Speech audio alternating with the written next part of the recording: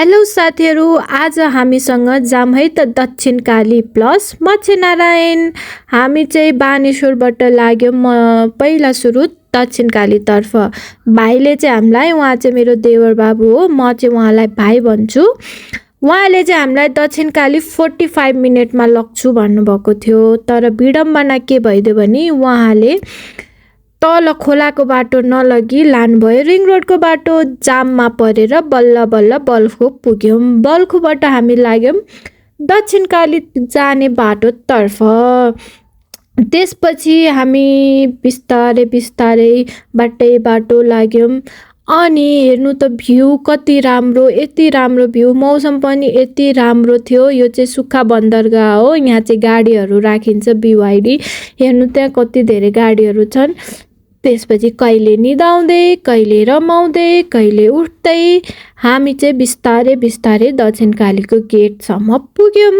दक्षिण कालीको गेटबाट हामी चाहिँ अब झर्ने ठाउँमा, मतलब मन्दिर भएको ठाउँमा झर्नलाई पुग्यौँ। त्यसपछि झरेर हामी लाग्यौँ तल, पर्याङबाट तल दक्षिण काली मन्दिर। यहाँ चाहिँ मेरो सासु मम्मी र सानीमा सासु मम्मीले चाहिँ हाम्रो फोटो भिडियो खिच्देऊ ल, हामी दिदी बहिनीको त एउटा नि फोटो भिडियो छैन भन्दै हुनुहुन्थ्यो। अनि मैले पनि खिचिदिएँ। घन्टी बजाएदेखि मन्दिर प्रवेश गरेसम्म सबको भिडियो फोटो खिच्दै म पनि अलिअलि आएँ। यो चाहिँ मन्दिरको चाहिँ हल्का मर्मत कार्यक्रम हुँदै रहेछ त्यहाँनिर। अनि त्यसपछि हामीले हात धोयौँ, मन्दिर दर्शन गऱ्यौँ, अनि फेरि फर्किनको तर्खरमा लाग्यौँ।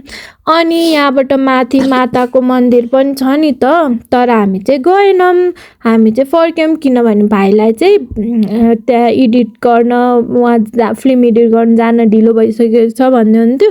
अनि भाइ चाहिँ जान्नलाई एकदम हतार हतार गर्दै हुन्छ, तर हामी त पर्यौँ लेडिज, फोटो भिडियो नखिची त चान्स नै छैन। भाइलाई पनि खिच्न लगायौँ र हामी लाग्यौँ गाडीतर्फ। त्यसपछि हामी गाडी चढेर भाइलाई फकाउन तर्खरमा लाग्यौँ। भाइलाई चाहिँ हामीले के भन्दैछौँ भने हामीलाई मच्छेनारायण पनि पुर्याइदिनु, अहिलेको यो मलमास चलिरहेको छ नि, त्यही भएर पनि मन्दिरमा खासै भिड नभएको होला, बरु मच्छेनारायण पुर्याइदिनु हामीलाई भन्यौँ।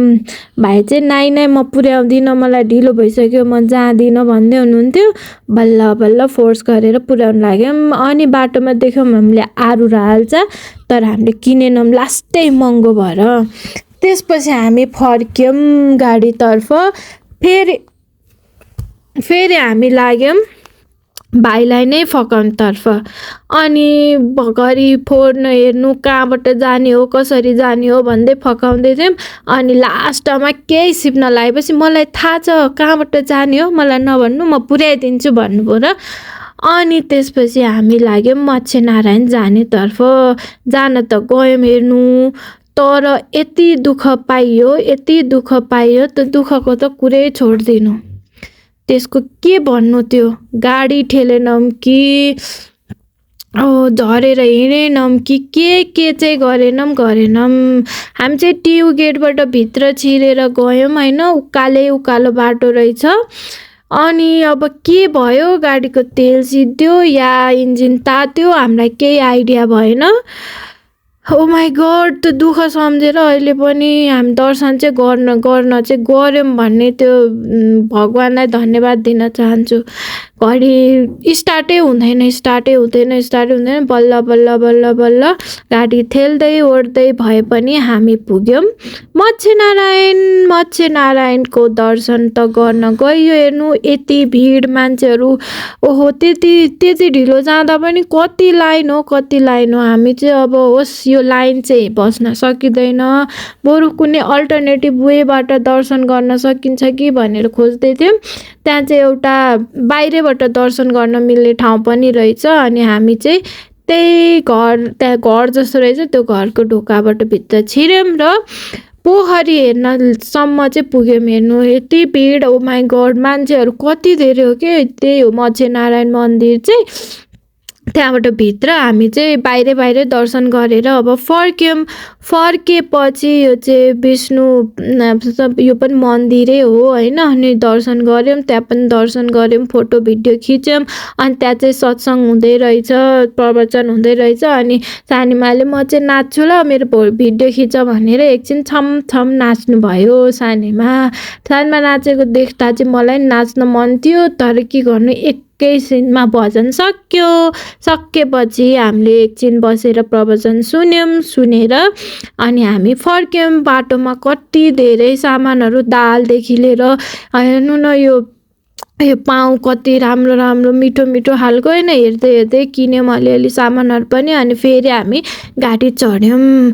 अब गाडी त चढ्यौँ, के गरी पुग्ने होला भन्दै सोच्दै गएको थियौँ। ठ्याक्क एक ठाउँमा गाडीले धोका दियो।